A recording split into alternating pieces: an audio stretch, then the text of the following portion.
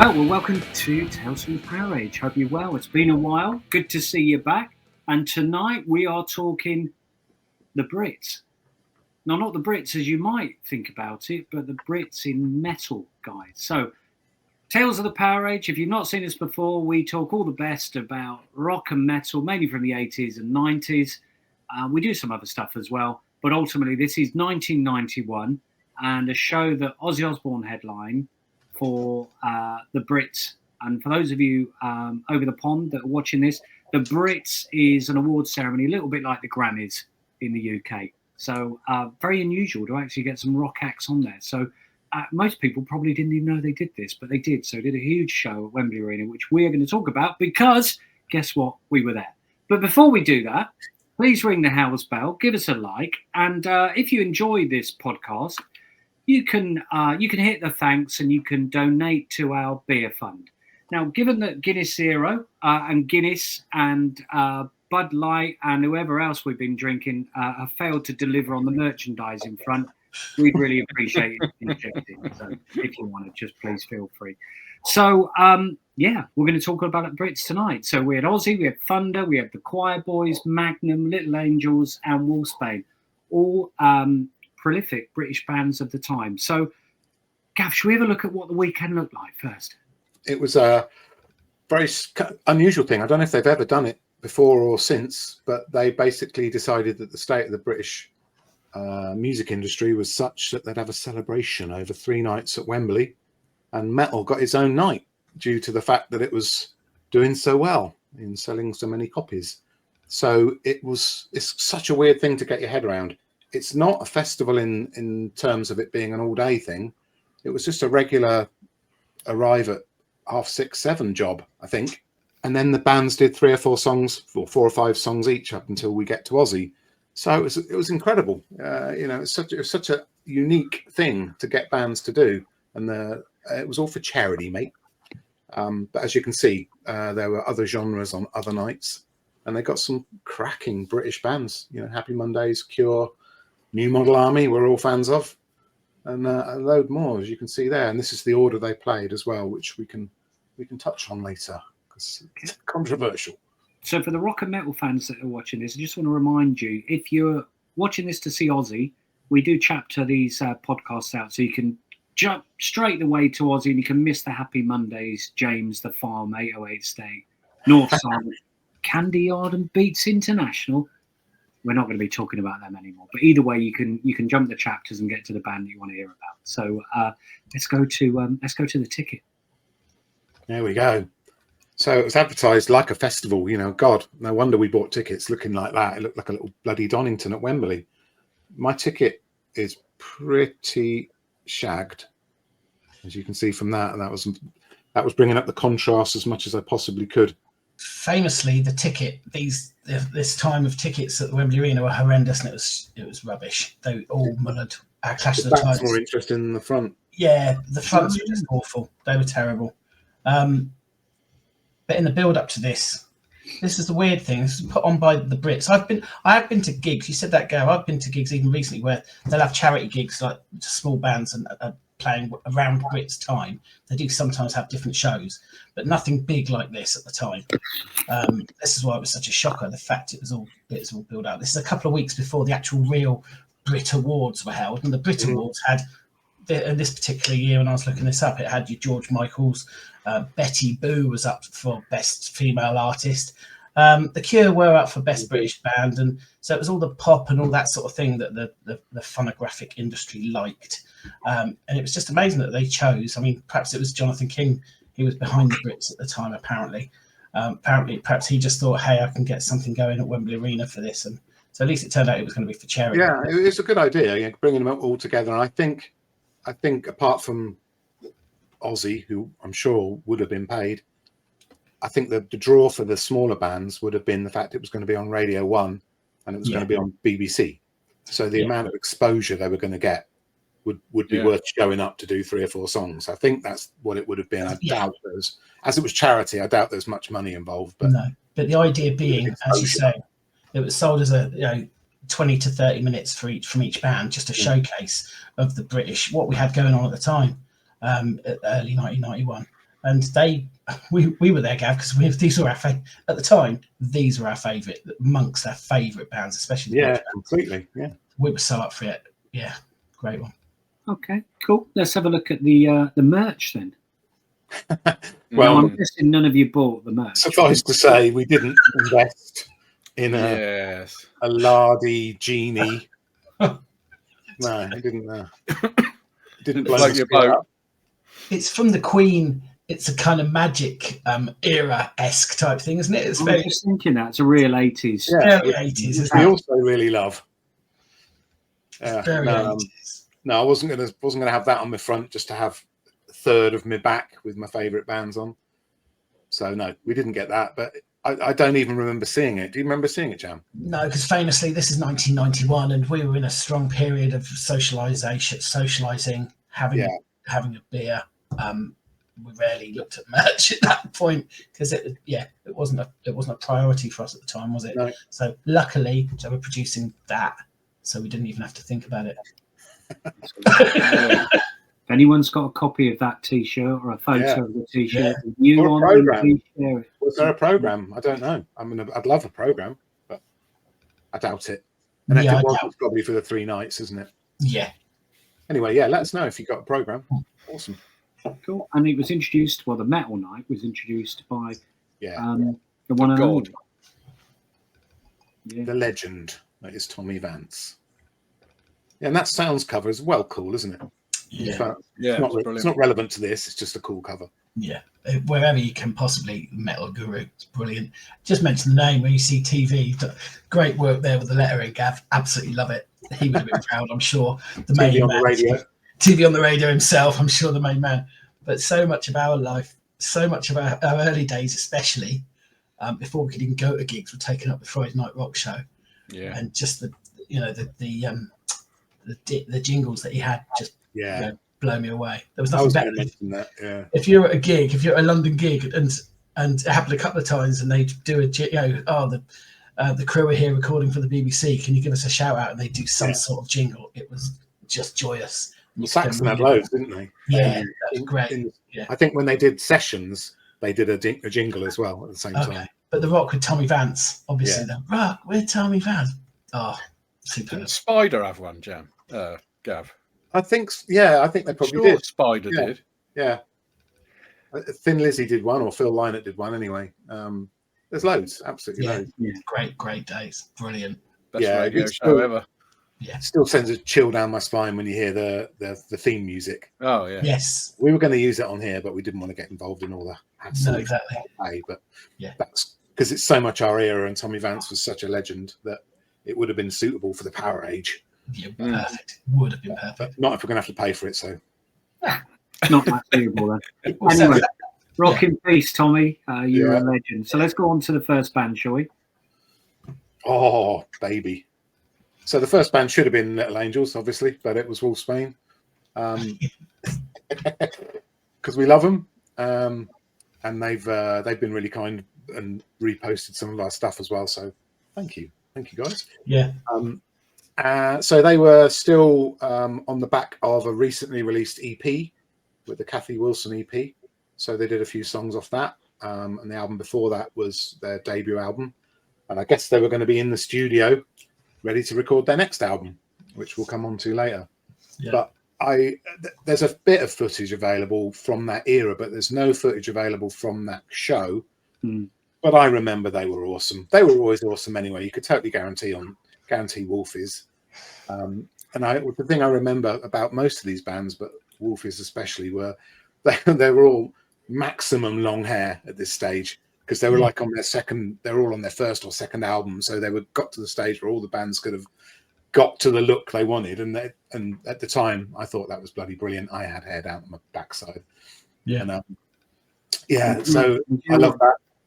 Seeing you guys seeing these at Wembley Arena, and it was only a couple of years earlier we've been seeing them at the Marquee, the Royal Standard in Walthamstow. I mean, it's mental, isn't it? Supporting Tiger Tales, and here they are, they're playing Wembley Arena. Yeah, and then, not too long after, Blaze was doing bigger venues himself with Maiden. Yeah, sadly for the Wolfies fans amongst us, but Yeah. good to And hear. the Maiden fans. But Yeah. they bossed it. I remember them bossing this because we did. were It on was a for brilliant night. set list, isn't it? All 5 It's songs just- are winners. Superb set list. One thing they never were short of was confidence. No, but then I Like It Hot and Manhunt from Live Fast. Live Fast, Die Fast, and then just all of those 5 songs. Just put them on. You cannot help yourself. Love Pain. I love all of those songs. Yeah, brilliant. Oh, just brilliant. They were just superb.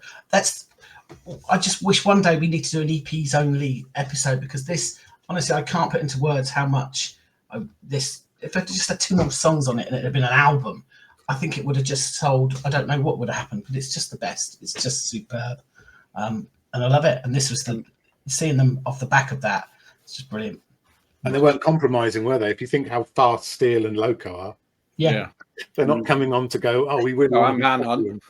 we're going to sound good on the radio. It's like, no, we're going to just smash their faces in.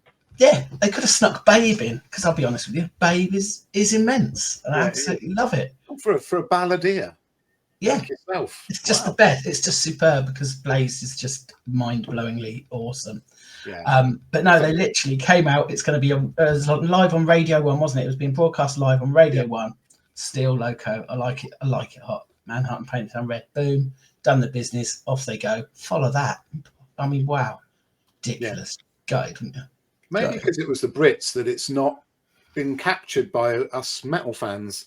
You know, because this is exactly the kind of thing I would have videoed off telly. This is exactly the kind of thing I would have taken I don't remember radio. Frank. I never did. So it was either literally live and I was there, or it wasn't advertised properly or whatever. But I didn't get this. I went, but I didn't get it second watch. No, but I Nor think did again, people either, judging by YouTube. but No. but Donington, some of the Monsters of Rock, Donington Monsters of Rocks that were broadcast live on Radio 1. I never got to hear them, to be honest, because I think they were always broadcast live at the time. And but Radio 1 wasn't always our friend. It was just TV on the radio on a Friday night, really. Yeah. Didn't help us metalheads, to be honest, at the time. But yeah. Okay, cool. That's Wolfsbane. And then we had the Little Angels. Yeah. So I guess these were on the rise. I don't know quite how they got higher, but I guess they've had maybe the hit singles. Well, definitely the hit singles. She's a Little Angel, Kicking Up Dust would have propped them up the bill a little bit. So this was, I put the new album in here because it was so close to this gig. It was only a couple of months later. Do you know what? I'm just looking for my tickets. I saw them in March at the Town and Country Club. For this album? Yeah.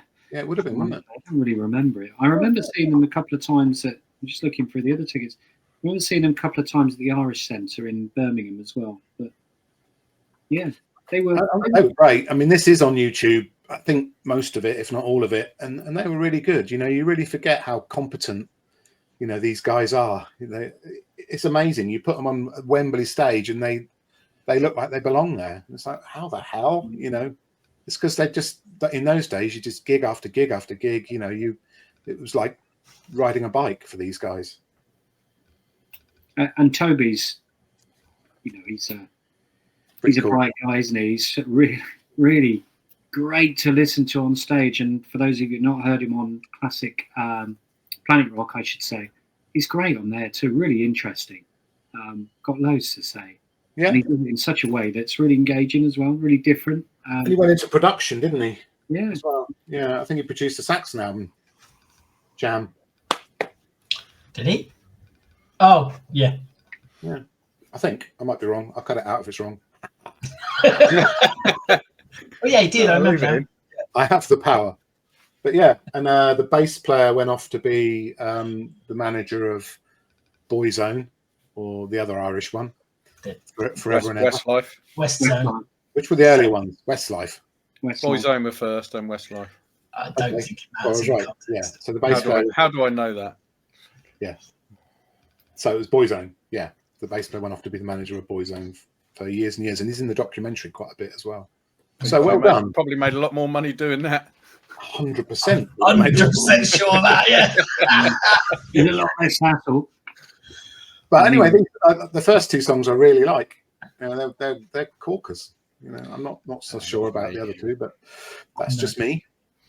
So let's go to the next band who ironically headlined Wembley Arena the year before. Yeah. There you go. Gav's favourite. Pretty much. Do you remember this, Gav? Do you remember this set? Yeah, because I was proud of them, but I don't remember. I took that picture of Tony from the Tinternet, and I don't remember seeing him like that on a Wembley stage. But yeah, as Jam said, we were very keen to get refreshed before. Yeah. I mean, I have fleeting. Look at that. Those songs, bloody brilliant. I have fleeting memories, do you? And because Vigilante is awesome. At this point I hadn't seen Magnum for a few years. They'd gone off on a. Did you not go to the Wembley Arena gig the year before? No. Oh, wow. No. I hadn't seen them for a while. They'd sort of gone. They'd gone to America or whatever in my head. So it's like, oh, okay. Well, they had, to record this album. Literally. But Vigilante is such an awesome start. And it's like, whoa, what are they going to be playing? They're going to come out and do 4 ballads. Are they going to be, is it going to be this? Is it going to be that? They came out and they smashed it. I remember Vigilante to start with that. I was like, oh, we're having a drink, we're having a great time. It's a great night. And suddenly Magnum have stepped up to the plate and they're going, right, this is how you follow Wolfie's doing Loco. You're going to get Vigilante straight into How Far Jerusalem. Shouldn't have played When the World Comes Down last, though. They should have. But they usually. But that was probably their little Radio 1 trying to get some exposure. Yeah. But you trade that in personally. Vigilante, How Far Jerusalem with Just Like an Arrow is brilliant. Yeah. And then All Raise Your Hands. We had a great time. When the World Comes Down, but then happy with that. None off the album though. Yeah. Yeah. Yeah. Well, that's a good job, really. Yeah, so it says a bit, doesn't it? It says something. Yeah. But they should have had 5 songs, I think. But there you go. Yeah. So bearing in mind where Magnum sat on the bill. The Vigilante's pretty long, though, isn't it? Yeah. Yeah. So How Far Jerusalem.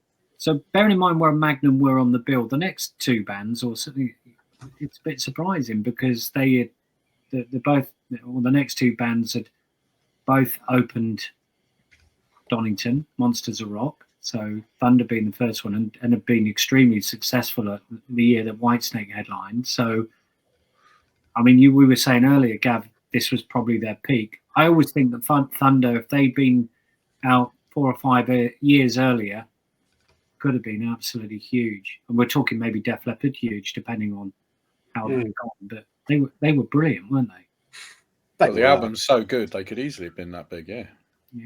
But having said that, they were out and it was Terraplane. It just didn't work for them. Yeah. Company trying to get them to do something they shouldn't have been doing. Yeah, no, it's interesting, isn't it? I get where you're coming from. I totally get that. You think, I wonder if they ever think, oh, what if we'd have started with Thunder instead of... Yeah. It's interesting. Well, they hit a sweet spot right now. Yeah. But then I think it's nobody's fault in any of these bands that just the market dropped 91, 92, 93 for this sort of music. And I think all of them had a bit of a struggle in various different ways for various different reasons. But as far as if you want to see Thunder at their best, if you love the first album, this was it, along with Donington, obviously. Yeah. Because they were just so good. And again, with the hair, the bass player's hair was long and, they just looked brilliant. Apart from the drummer. Yeah.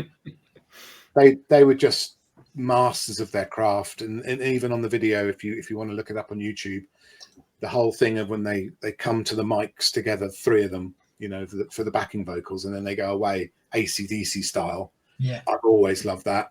And the multi harmonies that they do on Love Walked In, it's a great example. Just a great rock band. Everything you need. They were accomplished, and what a voice as well. What a voice.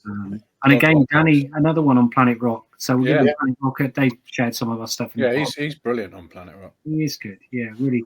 I love the bits he does around the when you've met a famous rock star and the story. That's always great fun. But yeah, brilliant. What's 4 songs? But 4 brilliant songs. This performance, as we said, it was sandwiched by those Donington performances. Which, if you're going to hit a sweet spot for us, I mean, that's just legendary what they did in a short period of time. They carried on, obviously making great music, but to hit that, have that high vision, that large amount of adulation for a short period of time. Brilliant. And they smashed it. Yeah, they are the best 4 they could have done. You know, yeah, definitely. Completely are. She's So Fine is one of the best songs ever written, I reckon. Yeah. So good. It's epic. Yeah. Again, opening up with Backstreet Symphony, it's just such a great way to walk out on stage. Yeah. Yeah, it's got the whole Who thing, hasn't it? Yeah. They're really challenging each other. The bands, they really did set themselves out, I think. Honestly, they set themselves out. They all did themselves proud on this day, I think. I'd love to see this as a proper BBC recording. Yeah. God. Yeah, it would be good. Love it.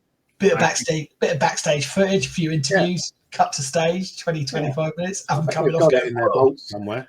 Right to yeah.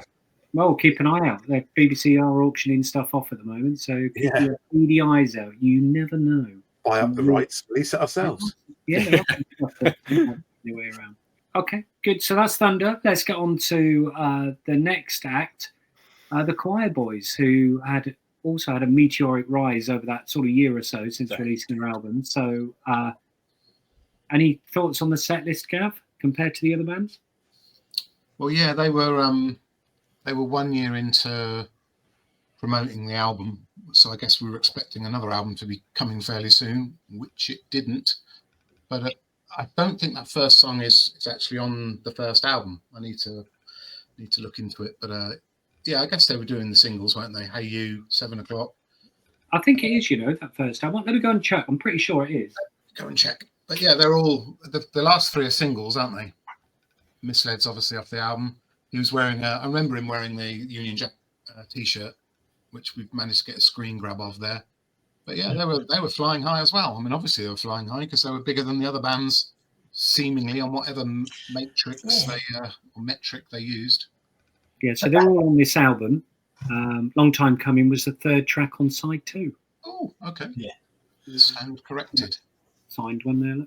But that was a massive album. I mean, I know we're looking at it now and going, how are they above them and them? I mean, I'm still amazed. I reckon Magnum won early because they needed to be somewhere for a christening or something, because why they were early, I've no idea.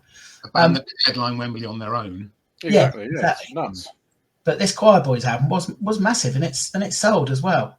So that Well, yeah, the elephant in the room is that they were managed by Sharon Osbourne. Yeah.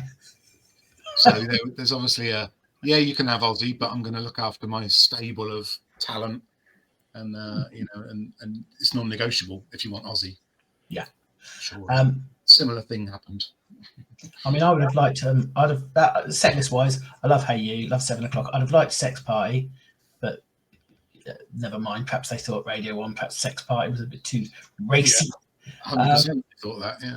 For a Radio 1 had the word SEX in it. But no, Hey You and 7 o'clock, they're decent. They rocked as they usually would. They were good. Yeah, they were good. And again, if you watch it on YouTube, they're bloody great. Yeah. Especially the player. He's fantastic. And I tell you what, if you get to, they're still playing. Well, there are two forms of Quireboys: Spike's Quireboys and the Quireboys out playing at the moment. Spike doesn't look any different to what he looked in 1987, 88, let alone 91. So he's still there with a bottle of wine and a glass of red and his headband on. Sounds great. Check him out. He's still great fun. So if you like this album, it's definitely worth going to see. And isn't Luke Morley from Thunder playing with him? Yeah, he is. Yeah, he's obviously not a member, but yeah, he's playing Spike's version of Quireboys. Yeah. I don't know if the other one's going. Is it? Let us know. I can't keep up with it. No, I can't keep up either. But yeah, great, good stuff. Okay. Well, look, if you've hit the chapters forward to see the main event and the main artist, which of course was Ozzy, and that's a real coup, I think. I mean, look, all the other bands are great, but when you look at worldwide appeal of all of those bands, Ozzy's the one really that has and still has that worldwide appeal. So, I mean, what a treat to have him headlining this. So, and any memories of this? I know he played Bark at the Moon when we seen him at Hammersmith a few years earlier, hadn't he? That's what he'd opened the show with, from memory. Yeah, it's such a fantastic list, isn't it? I mean, you almost couldn't wish for anything else. It's just brilliant. I mean, I would wish for future songs off No More Tears, but that doesn't come for another comes the end of this year, doesn't it? End of 91. Yeah. September 91. So, for me, that was his kind of comeback, really. I didn't care for this album too much, but didn't play any songs off it anyway. I think the album's really good, Gav. No Rest for the Wicked. I think it's quite underrated, to be honest. I think it's a really good album. Another go, but I really loved No More Tears. I thought it was fantastic. Yeah. Any Road, fantastic band as well. You had Mike Inez from future Alice in Chains on bass, and obviously Zaki, Randy on drums. But they slayed it completely. Kicking off with Bark at the Moon is just brilliant because he's setting his stall out already. We know it's not going to be a massive. He had longer than the 15-20 minutes that the other guys had. Rightly so. But and even though it's a shorter set than you would expect, that's just brilliant. To open up with Bark at the Moon and then to be going into I Don't Know. I love Suicide Solution. It's always been one of my top 3 favourite Ozzy songs, and putting Crazy Train in there. Having War Pigs and Paranoid at this time again, still, whenever Ozzy played a Black Sabbath, anywhere that you were, the place would go mad. They would go mental. Ozzy singing Black Sabbath. I was always a Dio Sabbath, as I've mentioned many times on this pod, so I not so much so, but they're still great tracks. He still plays Paranoid. We say still plays it now. I mean, the last time me and Gaps saw him was that 2018? Yeah. Gaps, the last full show he did in the UK.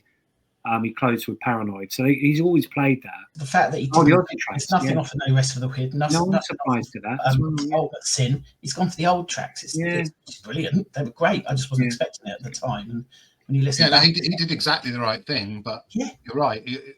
I'm surprised he wasn't kind of persuaded to promote the new album or the previous album or whatever. He just.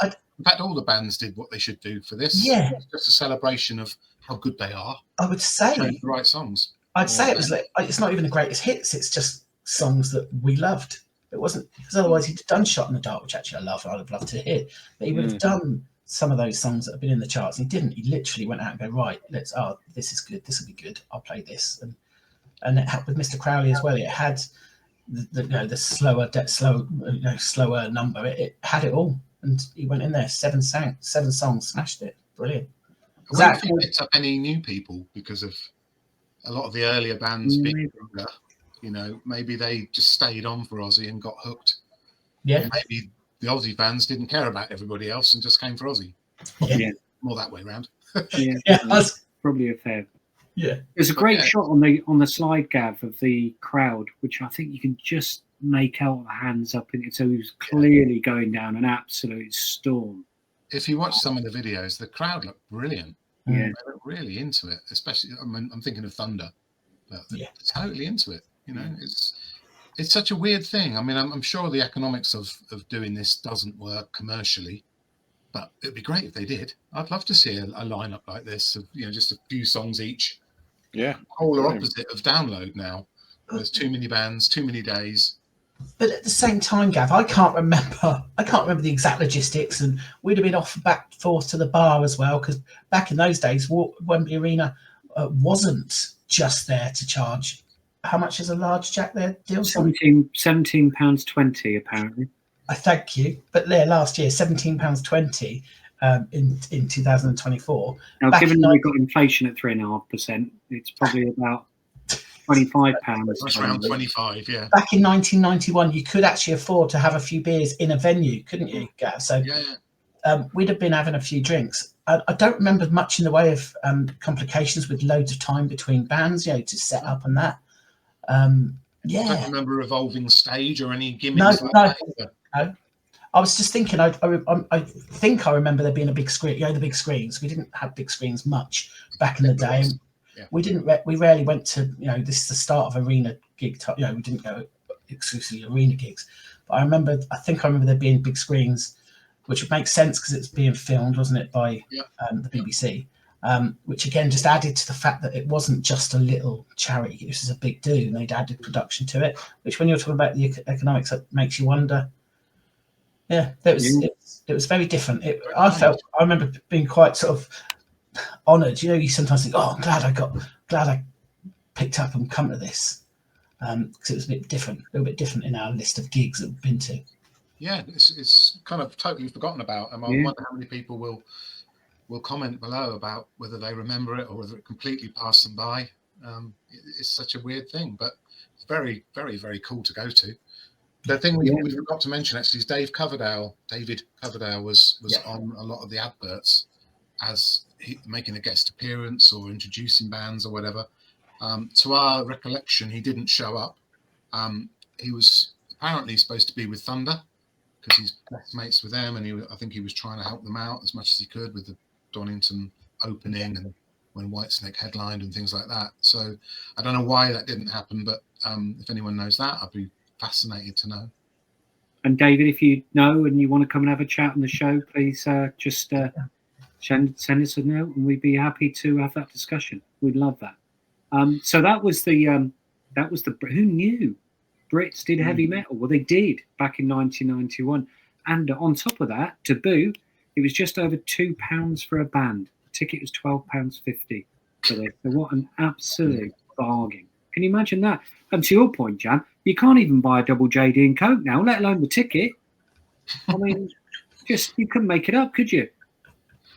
But also, it's £12.50. All them bands, you didn't have to stand in a field or piss in a piss in a field. You could actually have a proper cold pint. We could get the train home at the end of the night. All happy days. Yeah, great idea. It never caught on though. It never caught on though, did it? No. And I think, do you know what? This was the year that probably rock and metal peaked. If we think about it, we think about the Donington bill that year, then that huge show in Moscow as the tour went on, that Peace Festival.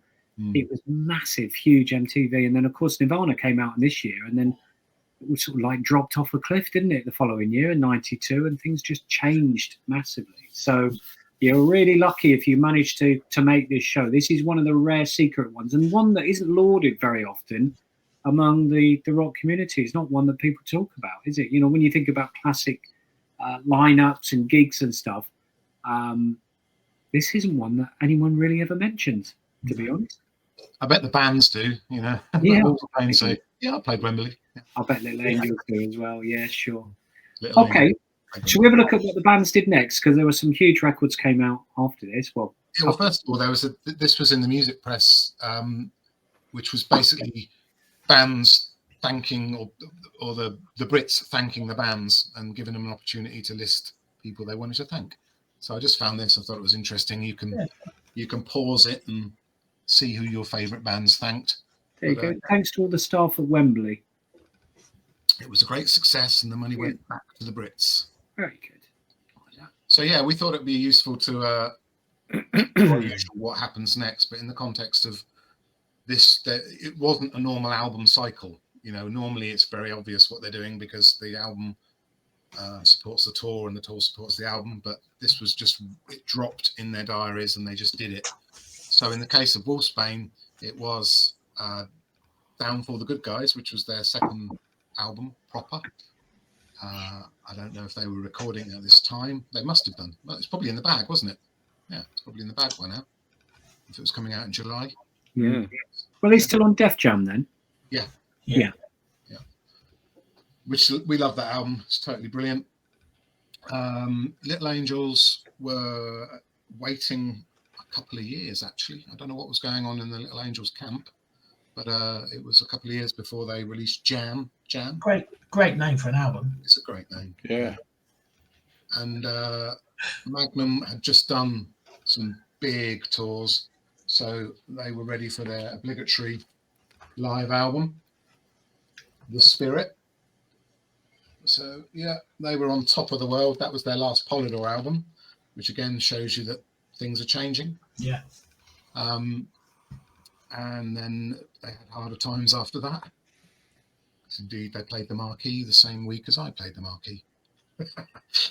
And then Thunder was, again, another year before they released their classic second album, which I really liked.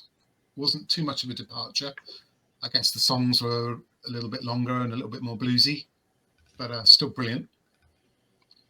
Quireboys is the interesting one. Complete departure as far as the logo and the look. You know, the thing they had going for them, I thought, was the logo and the look. Yes. Decided to get rid of them. We didn't know until we did this that Bob Rock actually produced this album. So, 3 years later, too long in this day and age, they come out with an album that kind of fell by the wayside a little bit. Sharon was no longer managing by the time the album came out. So read into that what you will. She said to them that she was going to write an autobiography, but I think she sorted them out with some other decent management. But either way, this album didn't land like it should have done. When you consider what that first album did and how it was received and everything, everywhere it took them, I mean, wow, 3 years. That's a long time. And I didn't even, at the time, I didn't even buy this. I didn't even listen to it. No. And we were all of us were all over, except Gabs, we were all over that first album. To have a 3-year hiatus. It's a long time. At the worst possible time as well. Yeah. Yes, exactly. As Dill was saying, but the whole change, the change that was passing over the world in rock, and really strange. Yeah, I mean, I'm sure it wasn't their fault. No. To a degree, but I mean, someone like Sharon should have known that they needed to get it out real quick. Yeah, such a shame. And they must have spent an absolute bloody fortune on it as well with Bob Rock, and they recorded 25 songs or something like that. Just get it out. Yeah. Anyway, talking of it being, the rising force was Ozzy, because this was a classic album. Yeah, absolutely brilliant album. End of this year, so he already knew that he'd got some good songs ready to go. Still didn't play them, but I was working at the record company at the time, and we had a playback, and I was thinking, Jesus, this is amazing. Thank God. And then the video, did you remember the video for No More Tears? That was brilliant. Yeah, it's a great video. All the videos from this album are great, though. And the thing is, I think when you think about Ozzy, the amount of times he managed to reinvent himself, just brilliant. Now, whoever's behind that, whether it's Sharon, whether it's Ozzy, whether it's the record company, whoever, he's been brilliant at that, reinventing himself and just getting out there, even in really tough times. You think the tough time when he was fired from Black Sabbath and coming out solo with Randy, it was amazing. Again in the mid-'80s, relaunching again with Jake. And then, of course, this, right in amongst the... And he stayed relevant all the time. And even now, he's still very much one of the pinnacle forefathers of heavy metal. Yeah, he's untouchable, though, isn't he now? Yeah, he is. But Dill, as you said, when you started speaking that, and I was agreeing 100% nodding along, but as you said, with Randy and then with Jake and then with Zach, you've got just there 3 fantastic, superbly talented guitarists in completely different way. All 3 of them, completely different. I mean, whoever spotted that, whoever's went, right, okay, Randy, yes, Jakey Lee, oh yes, Zach. I mean, they're in. They also from HR department need a medal, don't they?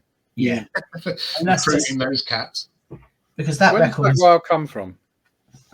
Was he an unknown before he went to Ozzy? Yeah, I think he was. Yeah, I think he was really young actually. Tell us in the comments, but he was really young. He was sort of like an unknown, wasn't he? No, he was. He was unknown. He was really young, and he was red hot. He was a pretty boy. Yeah. But she isn't now. No, not so the one big beard. The one common denominator, of course, in all of that is Ozzy. So, so well done, Ozzy. And Bob Daisy. And Bob. Yeah. Good memories from that. So, that's the Brits 1991. I nearly forgot the year then. It was so long ago. But if you went to that, let us know in the comments and hear all about it from you. Really looking forward to that. We've got another channel, which is Tales from the PowerAge Live. We've got some excellent recent videos, particularly from Michael Schenker group, My 50 Years in UFO. It's super. Eric, who was recently in Skid Row, really does him justice. So check it out. It was filmed from the balcony by Jam. It's absolutely amazing. Check it out. Really, really great video. Yeah, really good. Loads of other stuff on there as well. We've got AC/DC in the States. We've got, oh my gosh, loads of stuff. I think there is some Ozzy on there as well. And there'll be more Ozzy coming later this year as we've got representation at the huge Back to the Beginning show at Villa Park. So look out for that. And as it says on the deck, it's free. So if you enjoyed that and you want to give us a thanks, then please hit the thanks button and put a couple of quid in for our beer fund. We'd love that.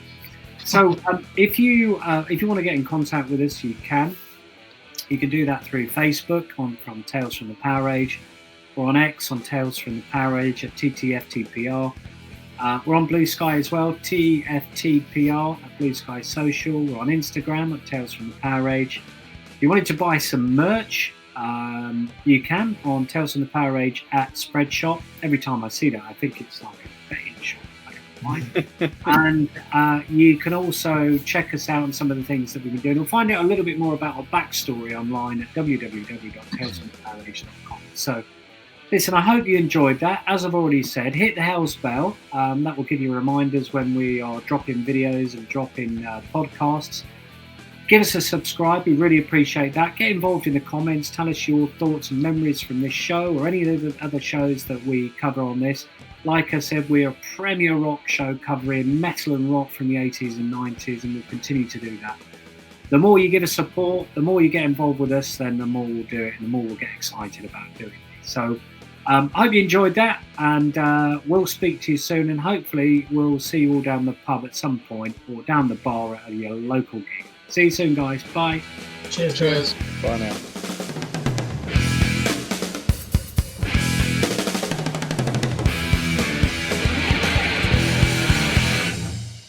And we didn't say boring Bob Daisley either. That's good. Have it. I thought about it, but I chose not to.